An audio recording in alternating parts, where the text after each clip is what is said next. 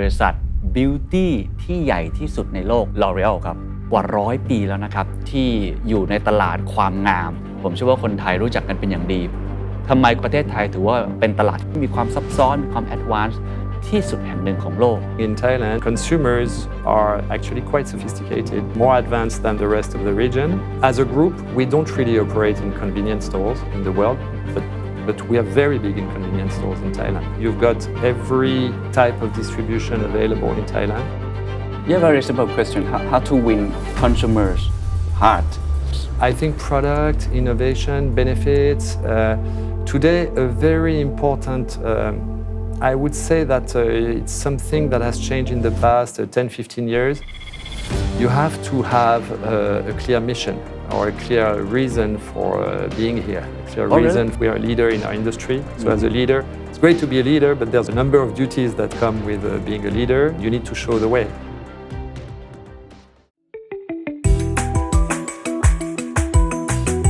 The Secret Sauceสวัสดีครับผมเคนนครินทร์และนี่คือ The Secret Sauce What's your secret? The Secret Sauce เอพิโซดนี้สนับสนุนโดย L'Oréal Group L'Oréal Paris Garnier Maybelline New York Lancôme La Roche-Posay หรือว่า Yves Saint Laurent ต้องบอกว่าแบรนด์ที่ผมพูดมาทั้งหมดนั้นเป็นแบรนด์ที่อยู่ภายใต้บริษัท Beauty ที่ใหญ่ที่สุดในโลกนะครับอันดับหนึ่งของโลกนั่นก็คือ L'Oréal ครับผมเชื่อว่าคนไทยรู้จักกันเป็นอย่างดีเพราะว่าเขามาอยู่ที่ประเทศไทยเนี่ย20 กว่าปีแล้วก็ท่านนับประวัติศาสตร์ของบริษัทเขาเลยเนี่ยกว่า100 ปีแล้วนะครับที่อยู่ในตลาดความงามซึ่งตอนนี้เขามีแคตตากรีหลายแคตตากรีเลยไม่ว่าจะเป็นอุปโภคบริโภคไม่ว่าจะเป็นเรื่องของความงามชั้นสูงไม่ว่าจะเป็นเรื่องของช่างผมมืออาชีพแล้วก็เวชสำอางนะครับซึ่งเป็นผลิตภัณฑ์ที่ในระยะหลังๆได้รับความนิยมเพิ่มมากขึ้นวันนี้โชคดีมากครับ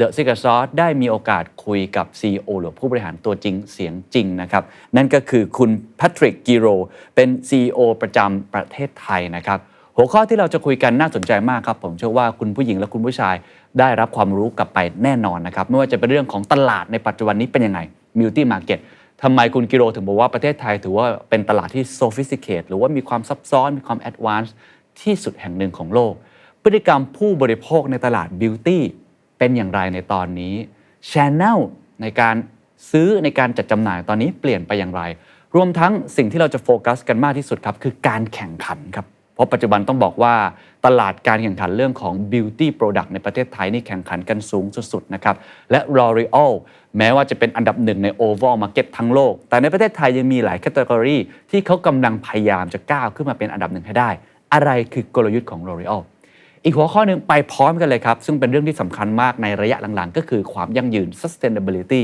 ซึ่งมีหลายแง่มุมไม่ว่าจะเป็นเรื่องของสิ่งแวดล้อมไม่ว่าจะเป็นเรื่องของคนคำถามก็คือ L'Oréal address ปัญหาหรือว่าให้ความสำคัญกับความท้าทายนี้อย่างไรเราจะทำอย่างไรที่จะได้ทั้งกำไรหรือ profit ไปพร้อมๆกับ people และ planet อันนี้ถือว่าเป็นความท้าทายใหญ่รวมทั้งความเป็นผู้นำแบบคุณ Patrick Girod ที่เขามีประสบการณ์กว่า25 ปีในวงการแล้วก็อยู่มาหลายๆประเทศแล้วไม่ว่าจะญี่ปุ่นจีนแล้วก็ล่าสุดประเทศไทยเนี่ยเขามีหลักคิดในการนำทีมหรือว่าสามารถที่จะขับเคลื่อนองค์กรในช่วงที่มีความท้าทายแบบนี้ได้อย่างไรลองไปฟังดูครับ Mr. Patrick thank you for joining us as our special guest I'm so honored to welcome you to our show thank you so much Thanks for having me and I am honored to be on your show Yeah, let's start our conversation with your background a little bit. I mean, I heard that you started at L'Oréal in 1998. Yes, right? absolutely. Can you walk us through your wonderful career journey at L'Oréal? Sure. So thank you for having me. My name is Patrick, and I've been at L'Oréal for 25 years now. It was not the original plan. I was joining L'Oréal because I loved the company and I wanted to have a great name on my resume. But then 25 years later, I didn't have time to get bored.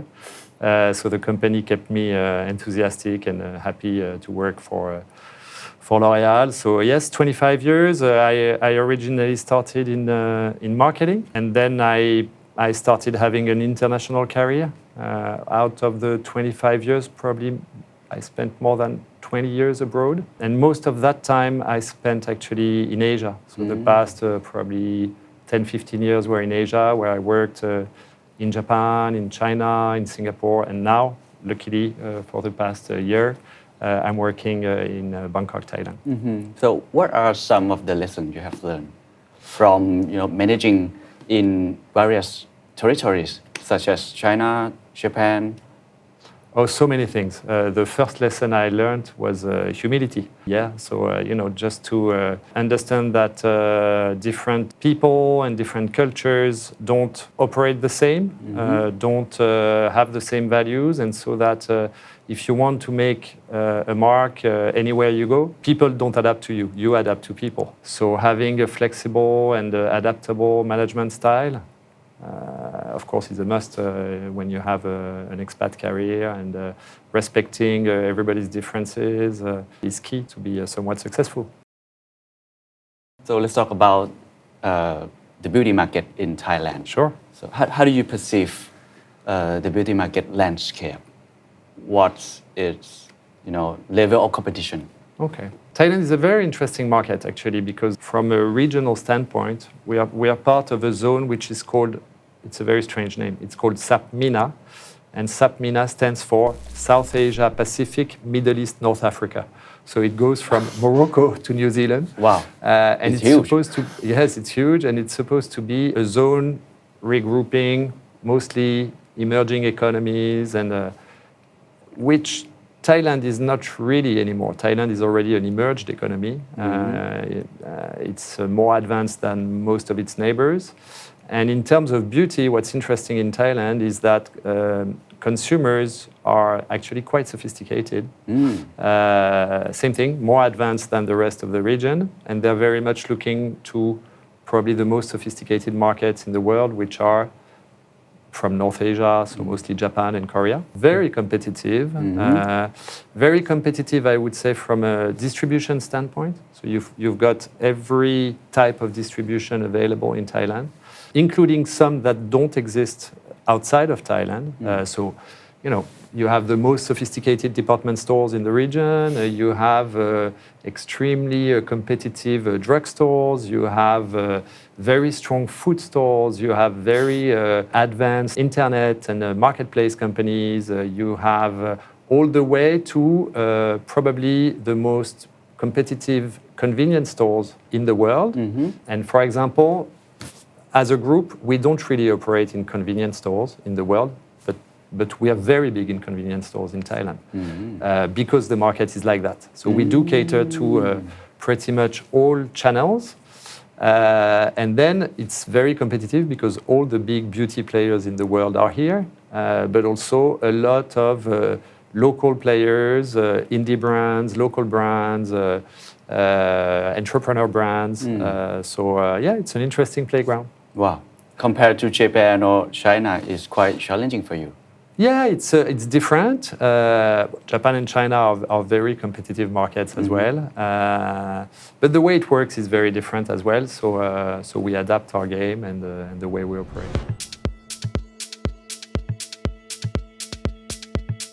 Yeah, please tell us how has this industry changed recently? I mean, what trends are you expecting or looking for? Okay, we are all coming out of a very strange moment, which were the COVID years, and the COVID years had a big impact on the beauty market in a lot of ways. First, it had a big impact on our lives. When most of the stores were closed, we had a bit of a crisis of supply. Actually, it was difficult to access to products and to find the products, and it had big impacts on the way the market evolved. For example, in Thailand, and it's been a trend, a global trend. There was a big acceleration of online during the COVID years, of course, because when you're stuck at home and you can't shop, you end up ordering online. So there was a very big acceleration on that front, and we had to adapt the way we were operating. Another thing that happened, we see as well new trends that happened during the COVID times. I would mention two. There's many, but I would mention two. One of them is consumers are ever more concerned about health and safety. I think it's because we were very much under the drive of doctors and during the COVID years, and now consumers are really looking for safe products, products that do good to their skin or hair. So the whole business or category of derm products, skincare, for example, is exploding. That's one trend. And then there's another big trend that happened during the COVID years, which is difficult to relate to or difficult to understand. And it was particularly the case in Asia and in Thailand. There's been an explosion of fragrances. Fragrances? Yes. Which is, we don't have a very clear rationale why.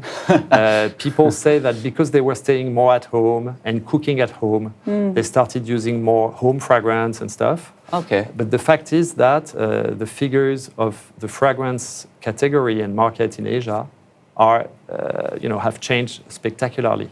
Oh. So really exploded during in the past 3-4 years, and it keeps going. Actually, fragrance is a very dynamic market across Asia and in Thailand. Wow, that is an interesting point that fragrances is rising. Yes. Yeah.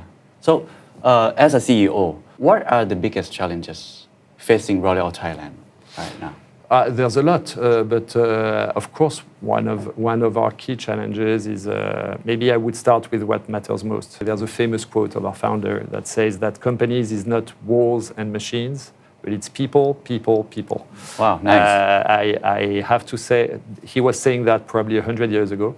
100 years later, it cannot be more true. It's so much about people. And in Thailand, I think the market is a bit specific because for whatever reason, our Thai teams would be less keen to expatriate than in other countries. At L'Oréal, there's a lot of opportunities to take jobs, regionally or globally, and we have probably a more difficult time to expatriate Thai talents. We do have Thai talents expatriate, but not a lot. And so what I feel is that the market is very much here, very much in Bangkok. And so it's a very tough market. People are really fighting for talent.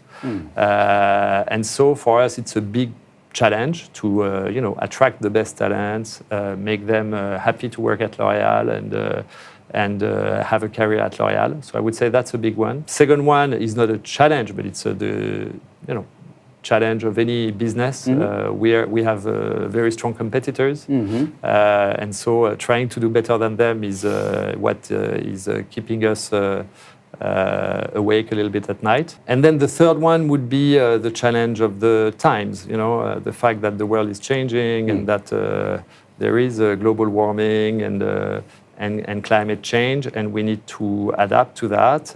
And the company is very, very involved into that, and we want to be a leader on the sustainability topic and ideally a catalyst of change. So yes.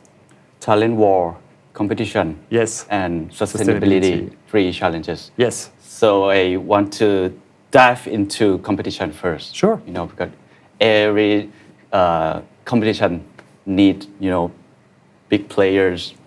So my question is, I have read the news that right now L'Oréal in Thailand aim to be number 1 in the overall market. Yes. Yes, but particularly in fragrances and skincare or cosmetic, I'm not sure categories are currently number 2. Yes. I think.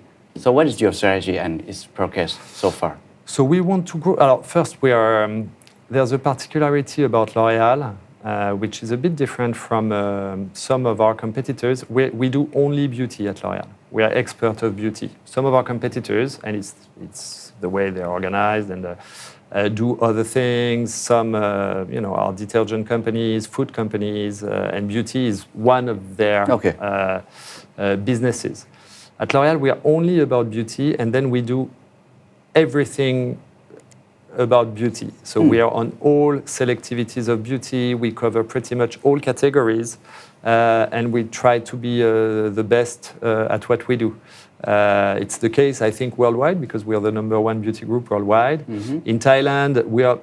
It depends on what we look at, but we are. I would say we are a very close contender to number one. I'm confident we will become number one. Today, in most of the categories we operate, so we are the leaders in skincare, for example. We're also leaders in fragrances.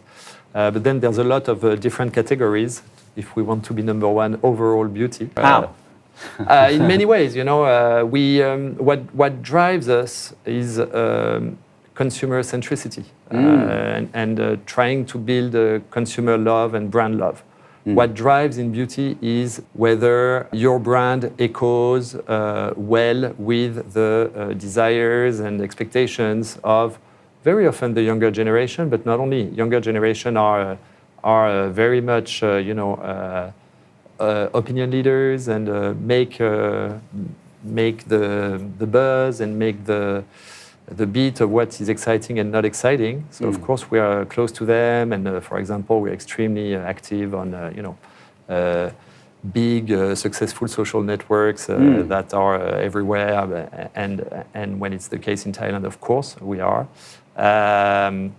We try to be as relevant as possible to our consumers. We try to bring innovation that competitors don't have. We try to bring benefits that competitors cannot claim. And so we try to stay ahead of the game. That's, I guess, how you compete in any... Yeah, very simple question. How to win consumers' heart? I mean, product, innovation, benefits? I think product, innovation, benefits. Today, a very important, I would say that it's something that has changed in the past 10, 15 years. You have to have a clear mission or a clear reason for being here, a clear reason for operating. It's not just about transactional relationship we have with consumers. It's also about driving change. We talked about sustainability. It's not the only one, Mayor. It's about engaging our communities. It's about doing the good. It's about having our brands engaged into societal causes and giving back to the community. It's much more than just having fancy products and great benefits. It's about having a positive impact on your environment.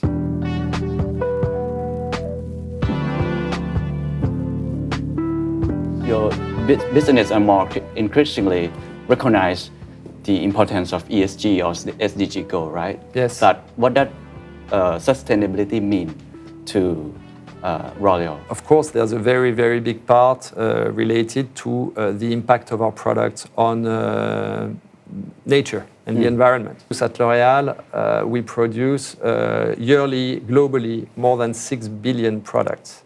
So we have an impact. Of course, if your products are not perfectly recyclable, or if they are not improving in terms of their environmental footprint, you obviously have an impact. So you need to work on that to try to minimize this impact. We are an industrial company. We have factories that produce somehow, have a carbon footprint. And if you want to have a positive impact, you need to decarbonate your activity.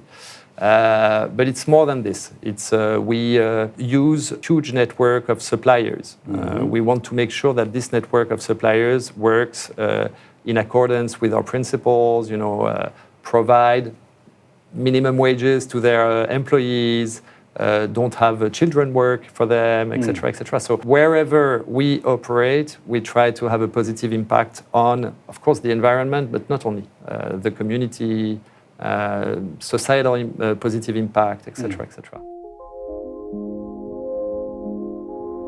Some might say is a burden. You have to invest it. Yes. Decarbonization, or supply chain that you mentioned earlier. You have to invest the production, or you have to leverage your cost for addressing sustainability.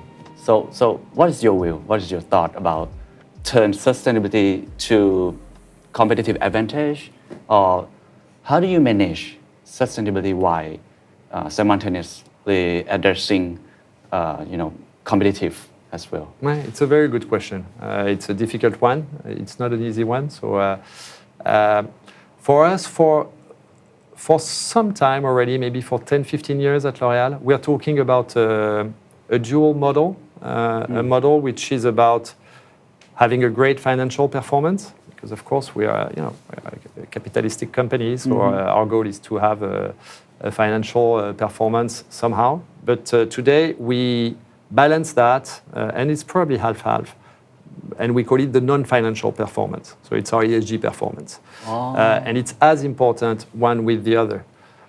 As important in a way, just to potentially prove this, all the managers in the company worldwide that receive a bonus every year, part of their bonus is linked to the non-financial performance. So if you don't achieve that, you don't get paid your whole bonus. So that's a way to the ESG engagement of the company.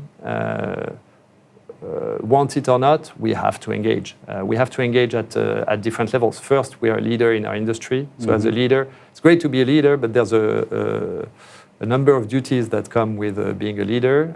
You need to show the way. You need to be a catalyst for change. You need to engage your business and your category into positive change. Then we have shareholders, stakeholders, customers, consumers. All these people are demanding with us, asking us, what are we doing to improve our footprint? So we have to engage, whatever happens. And then you're right, these changes have a cost. One example, we are committed to producing any product with virgin plastic by 2030. So by 2030, and by the way, we are very much engaged into that. By 2025, it will be 50% of the plastic we use. So this plastic will come from purely recycled plastic or bio-based plastic. Today, recycled plastic and bio-based plastic is more expensive than virgin plastic. Yes. So there's a tension because, of course, if you're only driven by financial performance, you go for virgin plastic. Sure. We are committed to move to 100% recycled and bio-based plastic by 2030, and it will have a cost. On the other hand, can you valorize that towards your consumers? Today, in the big majority of the world, consumers are not ready to pay more expensive for a product that is more sustainable versus a product that is less sustainable. So that's the equation that needs to be fixed, and it's a thin line. Yeah. So we try to valorize the gestures we do. We try to be leaders in change. We try to take as well all our competition with us, so that. We are not the only one. If we want to make an impact, it's not just us with our market share that will change the market. So we need to engage the whole beauty industry together with us, and that's what we're trying to do. Yeah, totally agree. I think it's very difficult to, making profit and a positive impact at the same time. Yes. So my question is, what is your playbook? What is L'Oréal playbook to address both? It's a very good question. The playbook is very simple. We took some. The playbook of L'Oréal on the sustainability front is very, very simple. We engage all our program, puts us in the science-based targets of originally the COP21 in Paris, but which puts us on a trajectory of a maximum of 1.5 degrees of global warming, which is what all scientists agree should be, let's say, the worst case and best case scenario, actually, the trajectory we want to follow. So at L'Oréal, our objective is to put the company into that trajectory for 2030. And then you have a lot of details that come out of this. What does it imply in terms of, how much decarbonation we want to do, how much we want to improve the footprint, the environmental footprint of our products, et cetera, et cetera. and we just go for it. We don't question whether we can afford the cost or we can't afford the cost. We go for it, and then we figure out how we finance that, because there's only one planet. So if we don't comply to a scenario where we can still have a safe operating space on the planet Earth, it's a bit complicated. So as a company, at least we're trying to engage into that. Right. Is it affected your bottom line? I mean, how to finance it? It does. We compensate it through other ways. We try to find, synergies, efficiencies on other areas. We try to grow faster. We try to be more convincing. So we try to compensate that with other, of course, effects in our P&L. But yes, of course, sustainability has a cost. But can you argue about this cost? I'm not sure we can. Yeah. I want you to elaborate more about your KPIs. Alors, there's both financial KPI yes and environmental KPIs. Can you give yes, us of course. some example of your KPI as a Of CEO? course. One key KPI we all have in a lot of markets is very classic ones. I have to deliver a top line that I agree with, that I agree on with the group, bottom line that I need to agree on as well. The reason why what we're driven by at L'Oréal is market share gains. So we want to be building our leadership year after year. So we want to grow faster than the market. That's a very, very clear KPI we have. Right. That's a business aspect. Yes. Right. And then on the sustainability side, there's a lot of KPIs. Just one. No, one very simple one. I need to reduce very significantly the traveling.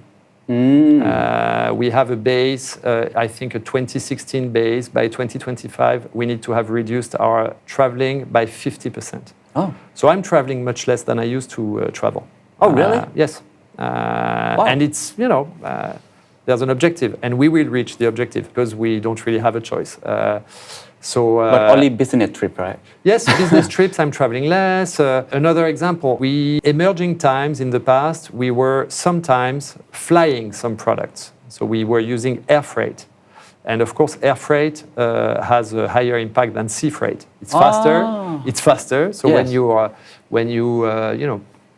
You are out of stock on a high-value product, on fragrances, for example. Sometimes we were flying in products. By 2025, and I think in Thailand by 2024, we will do zero air freight. So we don't fly in products anymore. Our products will travel on regular ships, low carbon footprint transportation modes, and stuff like that. So. And there's a lot. I could quote another one. In a lot of countries, because we have shelf life on our products, we sometimes have to destroy products. Historically, we were, and frankly, we are not proud of that. And we do a lot of things not to destroy products. We do friends and family sales, we do donations to NGOs, we do a lot of things, but sometimes we have a reminder stocks that we need to destroy. And our objective as a group is to reach zero destruction, so zero, by 2030. And of course, we cannot start in 2029 to reach this objective. We've already started, and we are really trying to reduce our impact there. And then I could quote a lot of examples. We don't operate diesel cars, for example, in our fleet. We are moving to electrical vehicles for Greater Bangkok for our deliveries of products to our customers, etc., etc., etc. There's a lot of examples. Interesting. I think sustainability strategy is just a paper. You have to implement it. Absolutely. And driving change in your organization, I think, is very difficult. I mean, yes. How do you lead this transition? It's always the same idea. You need to have your teams and your stakeholders and your partners together with you. So what we do is we explain our teams that we have commitments and that we want to be an agent of change. Any frictions? No, which usually they take as a positive thing. Then they realize that it's a difficult task because it's complex to be more sustainable. There's so many. And sometimes you have to add more work. Yes, to them. sometimes you have to add more work. Sometimes, traveling to big meetings and used to be some kind of an incentive for our teams. So traveling less and doing more meetings remotely can be less exciting, but we need to adapt.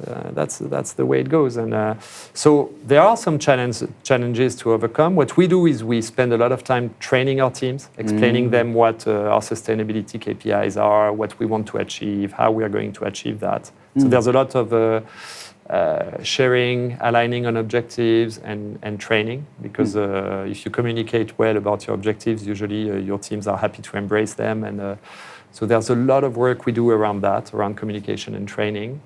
And then they need to be the agents. They are the ones who are going to deliver what we Change commit. agent. Yes.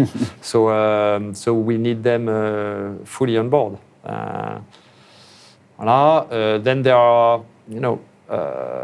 it involves some very, very concrete things. For example, all our sites, manufacturing sites, distribution sites, but also working sites, have to be carbon neutral by 2025, have to be green places.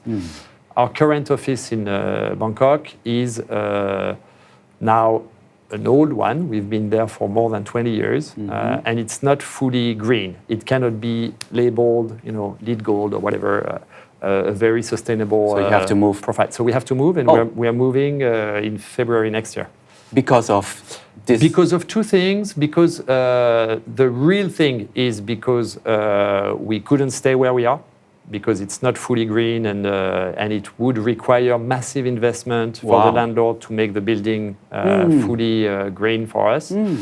So we are moving to a new office. And the second one is it's a big... moving is exciting. We're moving to something new, more modern, more new, more... how can I say? Kind of refreshing. Yes, premium, more modern in the way of working, no closed offices, full open plan, more collaborative somehow. So sustainability can have a lot of impacts, and some of them quite positive actually, because for us, this office move, which is a very small part of our plan, we turn it as an asset and as a competitive advantage for our teams to work in a better environment. I would like to go back to the talent war that you addressed earlier. Yes. It sounds strange to me because L'Oréal is very well-known company. Yes. Right, number one in the beauty market in the world, right? So how do you attract talent, or how do you maintain your talent? We try to show in what ways it's exciting to work at L'Oréal. The main reason why it's exciting to work at L'Oréal, there's two actually. One, we are in an exciting business. Beauty is an exciting business. It's easy to be passionate for beauty and the reason why is because it's quite essential to human beings.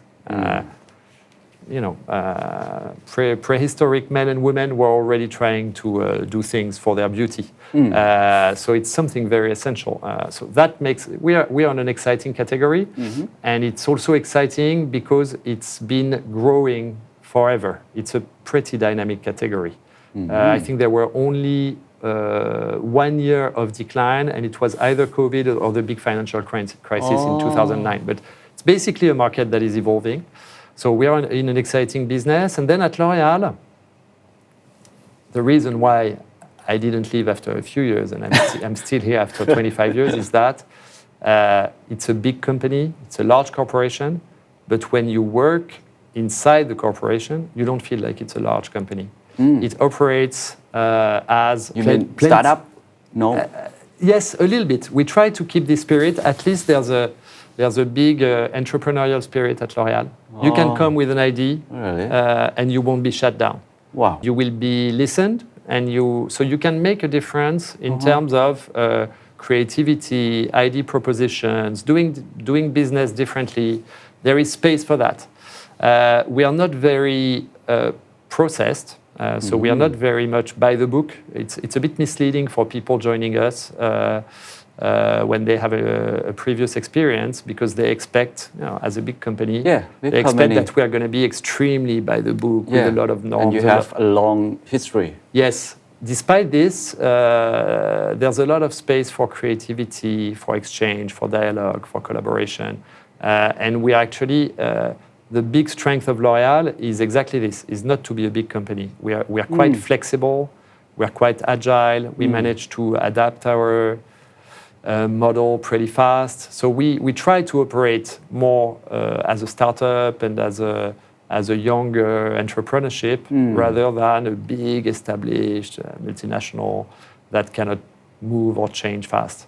I think you are one of the employees that have been witnessing the changes in L'Oréal over 25 years, right? So what has L'Oréal changed in the past 25 years? Very simple question, how to stay young? Yeah, how to stay young. Despite your company is, more than 100 years? More than 100 years, how to stay young and, still beautiful? It's a very good question. It's a difficult one. The way we try, actually there's a big impact of our employees themselves. We have a large part of our employees that are very young and you need to adapt. One example is work-life balance, for example. Having a good balance between your work and your personal life.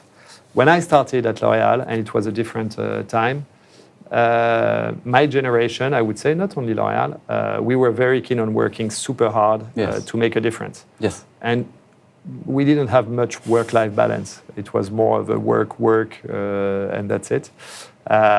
The new generation doesn't have this. They want a more balanced approach to work and to personal life. And frankly, I thank them for that because they're right. And so the company is trying to adapt to that. We're really trying to make the life of our people better, more balanced, a bit less crazy, a bit less obsessed with competition and performance. And we adjust. We were one of we went very fast to working from home after COVID because, of course, it's a way to make our people's lives more efficient. When you don't lose time commuting, and in a city like Bangkok, it's particularly important, and you work from home, you save time. You save time, you're faster. Moving from work to taking care of your kids is much faster than when you have an hour of a commute. So we are trying to push that. We are trying to stay very close as well to consumers. The consumers who make consumption, mindset, and buzz and spirit are usually the young consumers. So we are very much driven by that. How do we stay in tune? In a very simple way. I meet consumers every quarter or semester, so I do what we call Consumer Connect. I was 2-3 weeks ago in Konkan to meet consumers, and I meet young consumers, senior consumers, different types of consumers, and we listen to them and we try to get what they are driven by. And so there's very simple ways, but we try to not to lose our edge, of course. Most of your consumers are women, right? Yes. So, do you have any specific sustainability initiatives for them? Of course. All our efforts in sustainability somehow are towards women because if you take global statistics and everything, you see that women are generally speaking more impacted by climate change and by global warming than men. For very simple reasons. In emerging markets, they're responsible for, in Africa, for example, they are the ones usually who go fetch for water. Oh, yes, And water is more difficult to find, so it has an impact on their life. It's a very basic example, but in many ways they are more impacted. And so, and as a company whose business relies a lot on women, we are engaged in a lot of manners into women empowerment, and so maybe to give you some concrete examples, our brands today have put in place what we call brand causes. We support big objectives that are not particularly related to business and that are causes, for the good of our community around. One example, our biggest brand in the world, it's not our biggest brand in Thailand, but a big brand of the group, which is called L'Oréal Paris, has put together a program which is called Stand Up. And Stand Up is against street harassment, women's street harassment. A lot of women are being harassed in public spaces, transportation, subway, metro, train, whatever. And if you take the figures worldwide, it's pretty scary. It's over 70% of women who declare that they've been experiencing street harassment once in their life. So it's a big problem. Yes. Of course, it's not really the role of a brand to engage in to try to fix a problem like that. So how do we tackle it? We have put together, with the support of NGOs around the world, a training program for people who are witnessing some kind of harassment in public transportation to intervene. To intervene without taking risks. So not meaning the idea is not to attack the harasser. The idea is to either there's a training which puts forward very basic rules, the 5D rule. So it's about distracting, documenting, intervening to catch the attention or distract the attention of the harasser. And we're training people around the world on this methodology. It's rolled out in Thailand, it's rolled out around the world. And so far, we've trained over 2 million people. So we might have an impact, and we might help to defend women somehow in public transportation. That's one of the examples. There's a lot of others. So another example I can give you is L'Oréal has put together during COVID 2 funds. One fund which was for biodiversity and to protect the environment, and another fund which was really for women in a situation of vulnerability or distress, and with this fund, we support different initiatives around the world.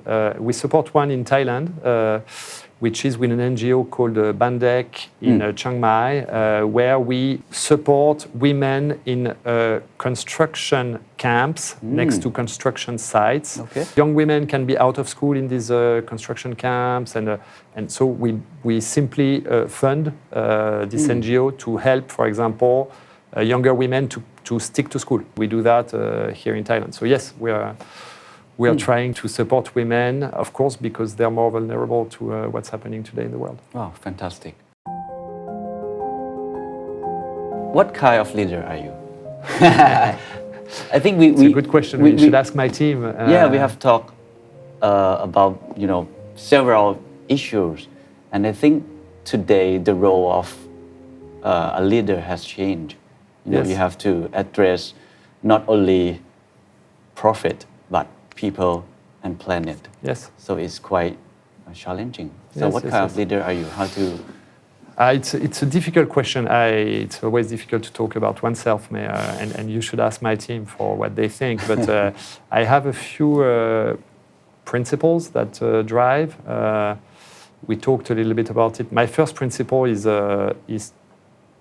to make sure I have a great crew. On any ship, if you're the captain, if you don't have a great crew, it's difficult to go safely somewhere. So I spend a lot of time. Having a great crew is very simple. It's about spending a lot of time with your HR team to make sure that the people you bring on are great, to make sure that the people you have are well trained, well supported, etc., etc. So these companies are big. it's not a one-man show. So it's very much about the team. So having a great team is my first principle in life, because alone I cannot do anything. So I spend a lot of time on that. So people, trying to be as people-centric as possible, and making sure that the teams are happy, excited, developing, and enthusiastic about being with us. That's the first one. Then I believe a lot in we're in a world which is ever more complex and complicated to grasp, and I believe a lot in simple ideas and simple vision. So what I try to share with the team is just very clear and simple ideas of what we want to achieve, and I try to be as transparent as possible, because I think people, we hire a lot of smart people, and they're absolutely able to understand where we want to go. And so if they know where we want to go, I think they embrace a little bit better the company somehow. So there's this. And then there's one last thing. We are lucky to work in an industry which is quite fun, because beauty is quite fun, actually. Beauty is about indulgence. It's about taking care of yourself. It's one of, when you take care of your beauty, it's a good moment of your day or of your week. And so I believe a lot in that. I believe a lot in that fun factor. So my big principle to work is about, of course, we are still here to perform and to deliver. So I believe a lot in the work hard, play hard principle. So because I think achieving things together is great, but also having fun and great celebration and good moments together is even better. So we're lucky enough to be in a kind of an industry which is happy for the mood and good for the mindset. So so having fun together. Having fun together is one of my big principles as well. All right. Lastly, what advice would you give to our audience, aspirational leaders who want to be like you, or who want to be succeed in their organization? It's a very good question. I would tell them,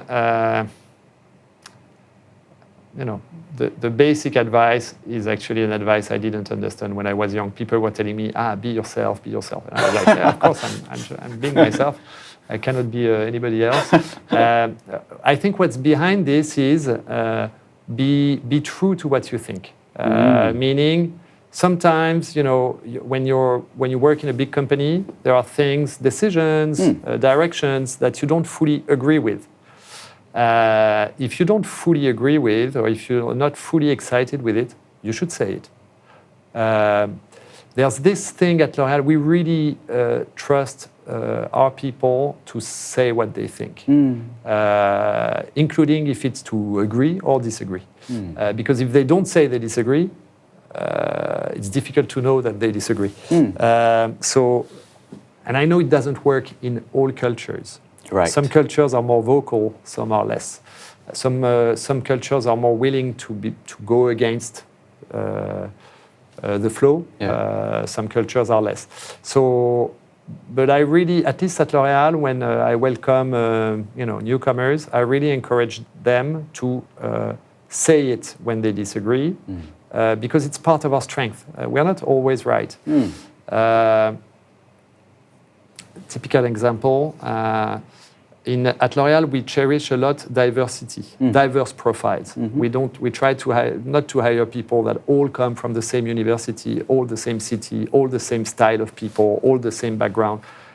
We try to have diversity because we think that when addressing a problem, be it a business problem or a sustainability problem, organizational problem, having different point of views or angles or perspectives on the problem will make our solution or answer more relevant. And so, long story short, my biggest advice would be not to be yourself, but really to state what you think. If you want to make an impact, or if you want to be efficient in a company, you have to say what you think, even if it's naive or out of scope. It might be genius, and we might follow your advice. So, but again, the only way to know if it's genius is that you state it. Thank you for your time. Thank you. Appreciate ขอบคุณครับ Thank you so much for having me. ขอบคุณครับ ขอบคุณครับ